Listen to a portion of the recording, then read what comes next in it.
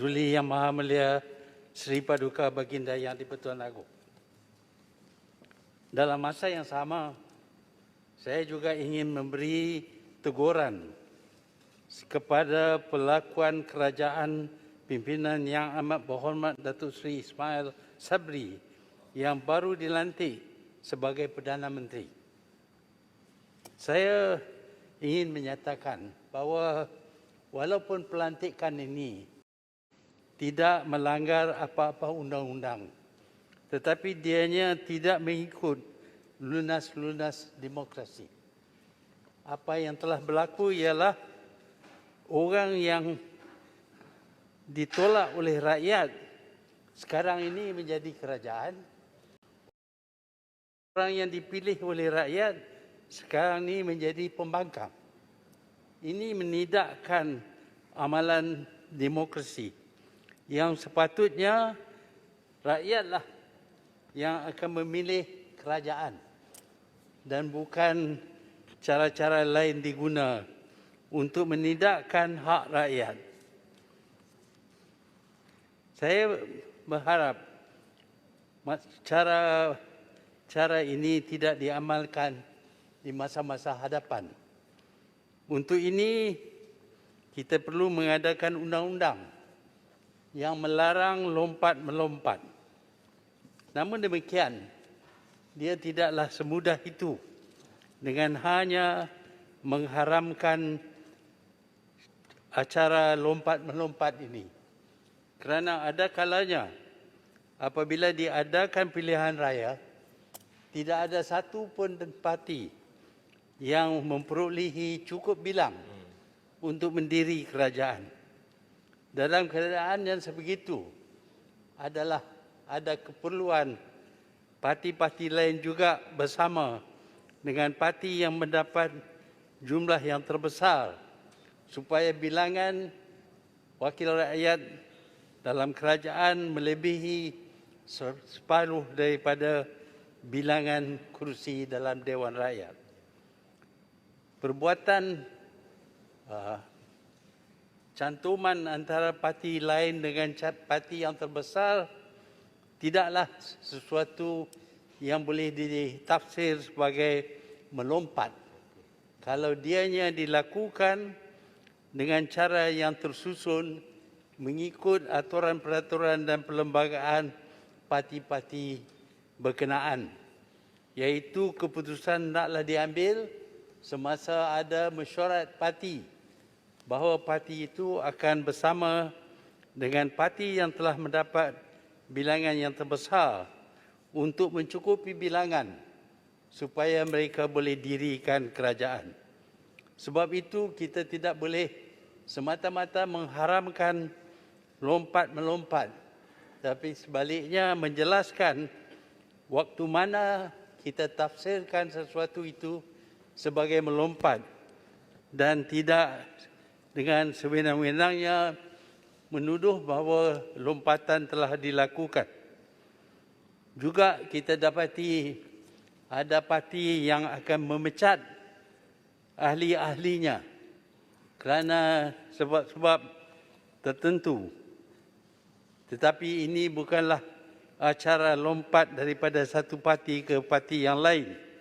Sebab itu soal lompat-melompat antara parti ini perlu dikaji dengan mendalam supaya dia membolehkan Dewan ini bergerak dengan licin tanpa gangguan oleh perbuatan mana-mana pihak daripada ahli-ahli Dewan Rakyat ini.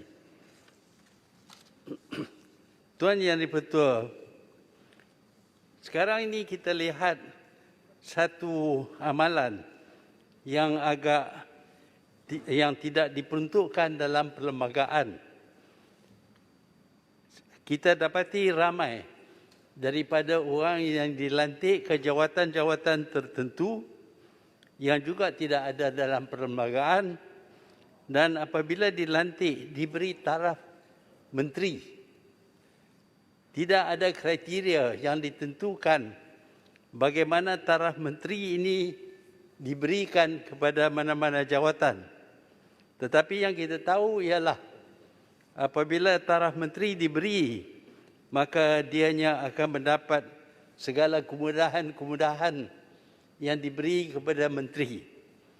Ini adalah satu jenis sogokan juga, kerana dia tumpu bukan kepada tugas yang nak dilakukan, tetapi sebaliknya dia menumpu kepada upahan yang akan didapati oleh orang yang diberi taraf menteri.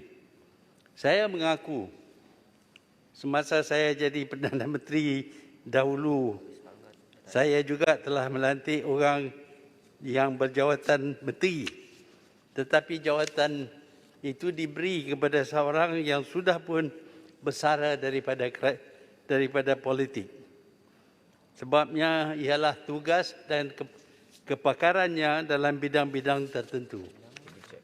Sepatutnya kita ada kriteria yang tertentu sebelum kita dapat lantik seseorang untuk mendapat taraf menteri. Jika tidak, dia akan jadi seperti sogokan kepada penyokong-penyokong kerajaan. Ini harus ditamatkan dalam reformasi yang akan diadakan oleh kerajaan, yang disebut oleh kerajaan. Tuan Yang di-Pertua, rakyat sekarang ini menderita. Menderita amat sangat kerana mereka tak dapat bekerja, tidak dapat berniaga, tidak ada pendapatan, kehilangan punca pendapatan mereka. Mereka tidak ada duit, tidak dapat makan pun. Sakit, dijangkiti COVID-19, disuruh kuarantin di rumah, menjadi lebih teruk, tidak dapat bernafas, tidak ada oksigen, semakin teruk dan akhirnya menemui maut. Jumlah pesakit baru meningkat, daripada ratusan meningkat kepada ribuan, belas ribuan dan puluh ribuan. Yang meninggal dunia sudah sampai ratusan sehari. Ramai yang membunuh diri pun. Keadaan semakin teruk. Rakyat harap apabila ditukar kerajaan, tumpuan akan diberi kepada penderitaan mereka, kepada wabak COVID-19 terutamanya. Tetapi apa yang kita lihat ialah tidak ada pertukaran kerajaan sama sekali. Kerajaan yang sama juga kembali menjadi kerajaan hanya dengan menukar pemimpin tertentu sahaja. Ini tidak memberi harapan kepada rakyat kerana yang diutamakan oleh kerajaan ini ialah soal politik, soal kedudukan orang tertentu, soal memberi ganjaran kepada orang yang sebenarnya tidak melakukan apa-apa yang baik kepada negara. Sebab itu kita harap tumpuan kerajaan akan diberi kepada masalah penderitaan rakyat, masalah COVID-19. Dan kita harap mesyuarat-mesyuarat yang diadakan tertumpu kepada bagaimana untuk menangani masalah yang penderitaan rakyat. Kita perlu mengadakan lebih banyak masalah untuk menangani wabak COVID ini, kerana sekaligus kalau ini dapat ditangani, masalah ekonomi juga dapat dipulihkan. Kerana sebabnya ekonomi kita menurun ialah kerana COVID melarang gerakan semua orang dalam menjalankan tugas-tugas mereka. Dan yang betul, kita dapati bahawa Sementara kita bercakap berkenaan dengan undang-undang, kita patut patuh kepada undang-undang. Tetapi kita dapati bahawa ada kalanya undang-undang ditafsir sedemikian sehingga dia menidakkan keadilan. Kata pepatah Inggeris, justice delayed, justice delayed is justice denied. Tetapi kita dapati kadang-kadang jenayah yang dilakukan bertahun-tahun dahulu tidak dikenakan hukuman yang sepatutnya dalam masa yang pendek. Sebaliknya ada pula pihak-pihak yang melakukan jenayah yang tidak serius, tetapi tindakan diambil dengan amat segera sekali.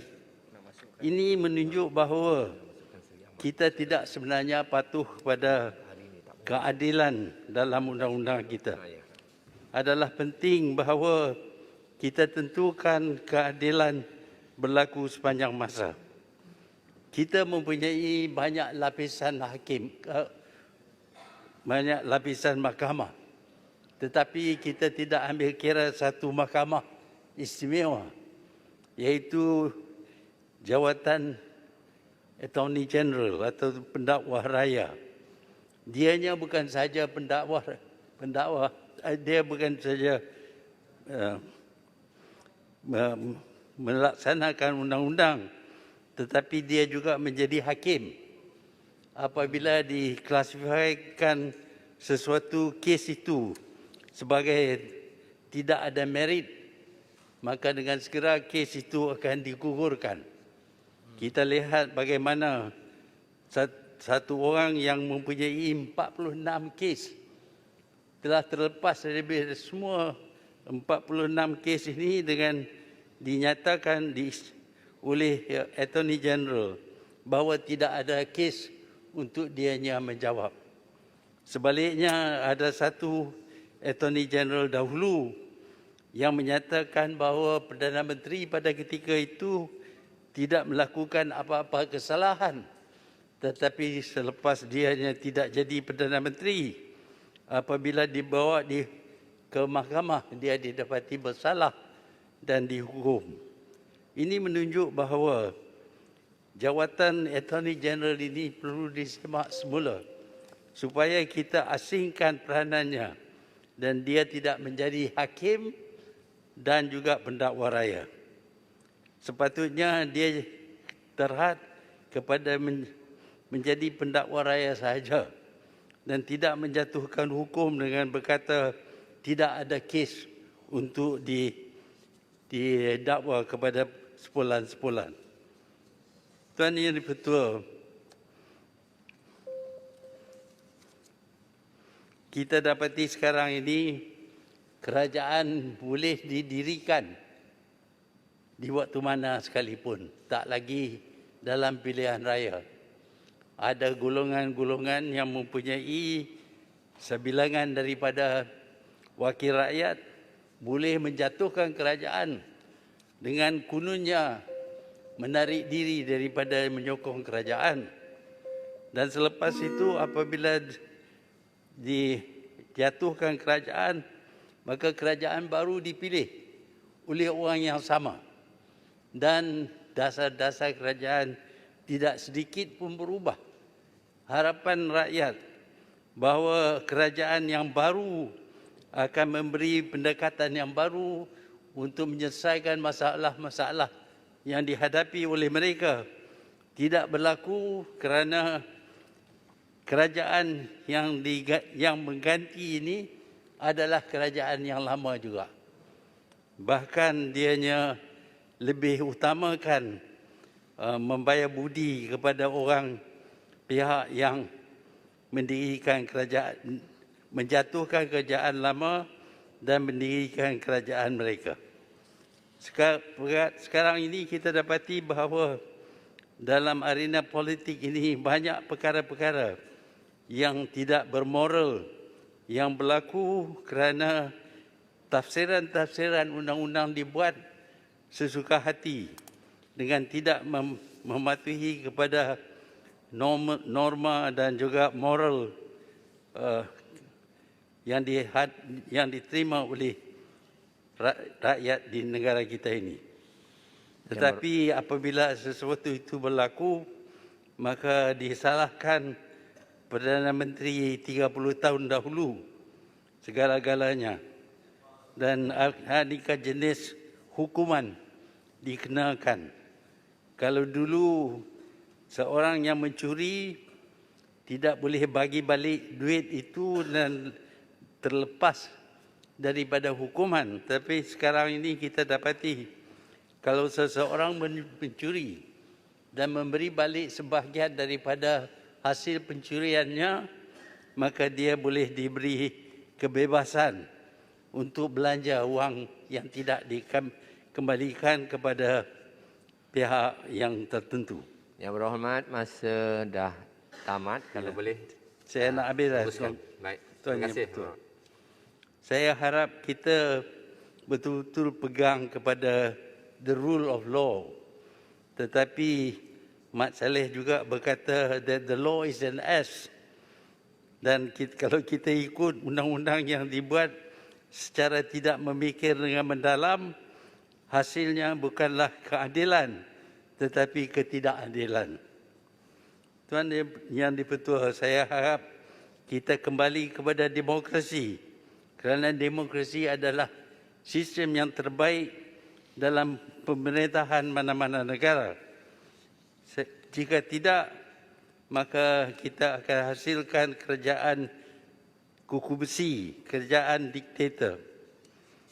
Saya harap kita dalam Dewan ini dapat menumpukan kepada penderitaan rakyat dan pemulihan negara.